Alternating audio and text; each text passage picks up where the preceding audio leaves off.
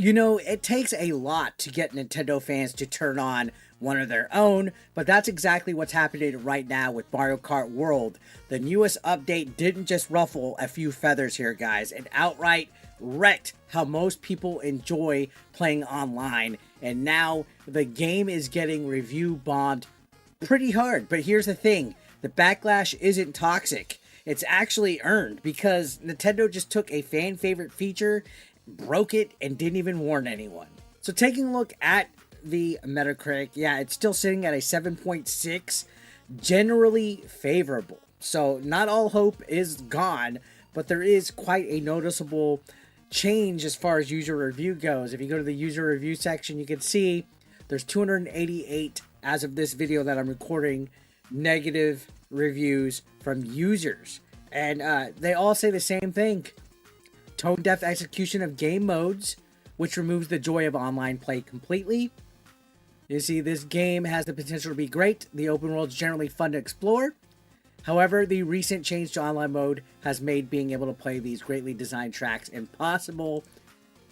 I sadly cannot give a higher score to this game, while online play, which is the main method of playing this game for many people, allows players to enjoy the amazing track design only 1/4 of the time at best. So much potential, such a failure. Give us 3-lap races online. No one likes the highway tracks.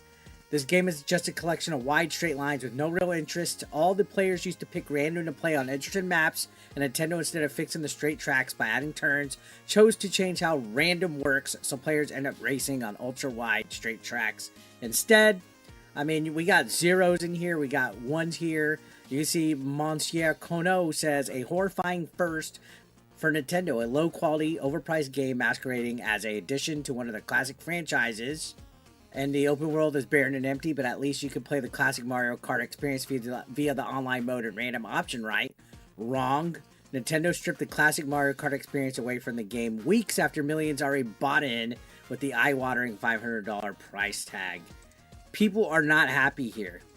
This is wild. Straight road simulator. I don't know what they were thinking with intermissions. They're so bad.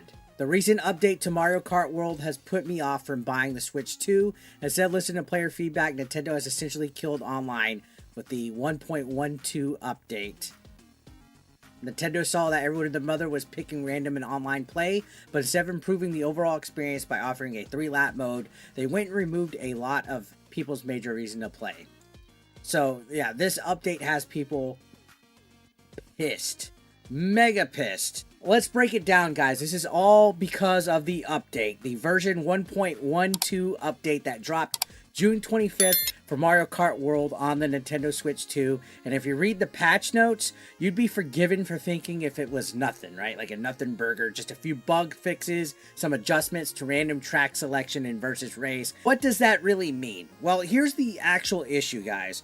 Selecting random when playing online used to reliably give players one of the core traditional 3-lap tracks. You know, the meat and potatoes of Mario Kart, where strategy, shortcuts, and items and how you use them matter the most. But now, thanks to this update, random is far more likely to drop you into what's called an intermission track. And guess what? They suck. Now, what are intermission tracks? These are basically glorified loading zones. Quick 1-lap drives between major courses. They're short, they're shallow, they lack all the fun and tension of an actual Mario Kart race. You know, what makes them great is you have to try to do the 3 laps without getting knocked over with your weapons and the enemy's weapons and all that. These laps, these intermission laps, literally exist to connect parts of the world in this new format of Mario Kart World, but no one asked for them to be in the regular online race track rotation, especially not this frequently. Before the patch, you might get one occasionally here or there, but now it feels like literally half of your online matches are these watered down throwaway tracks, and the community's patience on this is wearing thin. So this is where the fan reaction and the review bombing begins, guys. What players did is they did what angry players do. You go to Metacritic.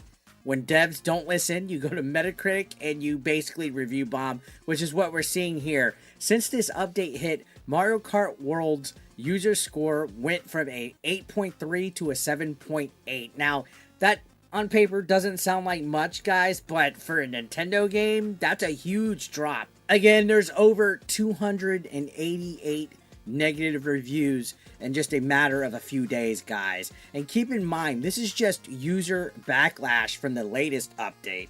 The total number of mixed reviews is also rising pretty fast, guys.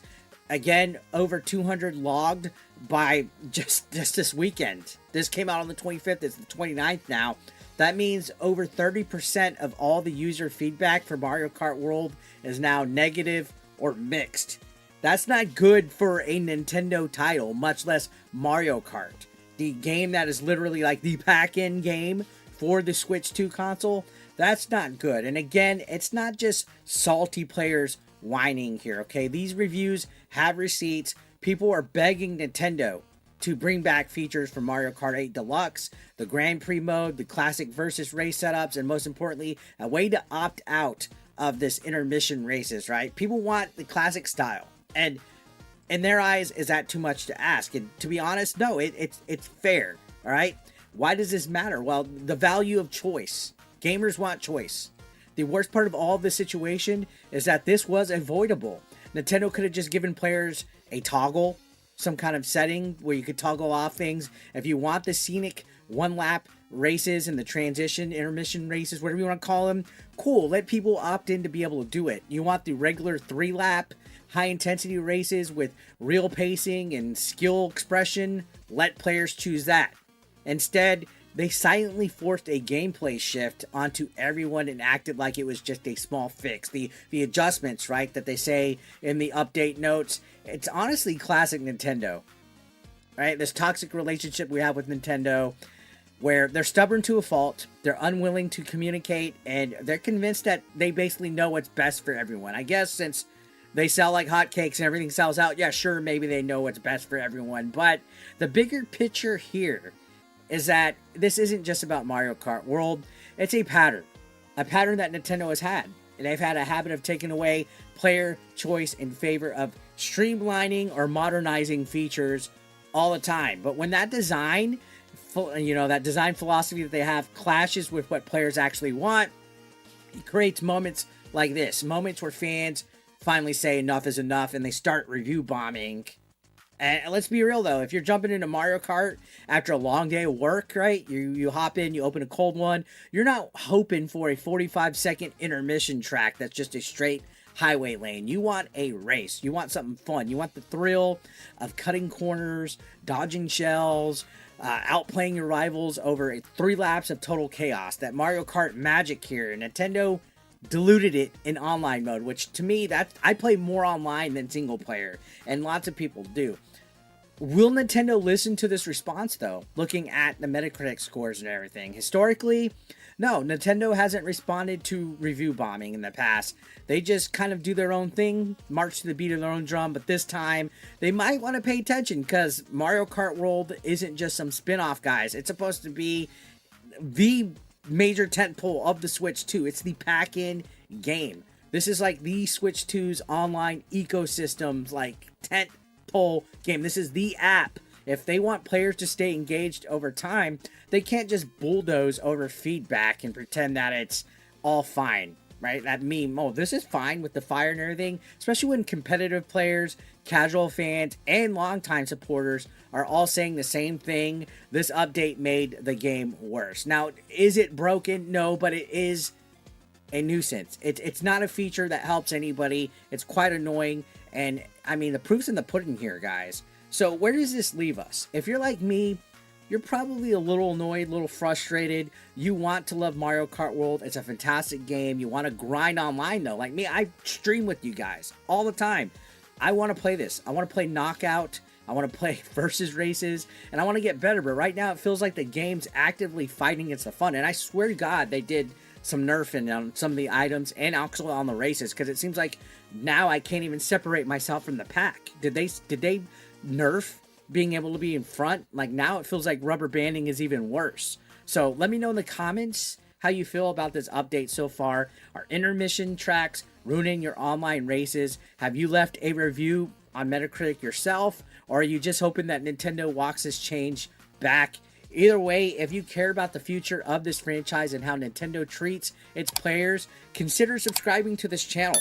I'll be covering every major update, every fix, and every screw up from Nintendo until we get the version of Mario Kart World we actually deserve. And I want battle mode to be better as well. I want some actual arenas. So anyways, see you in the next race.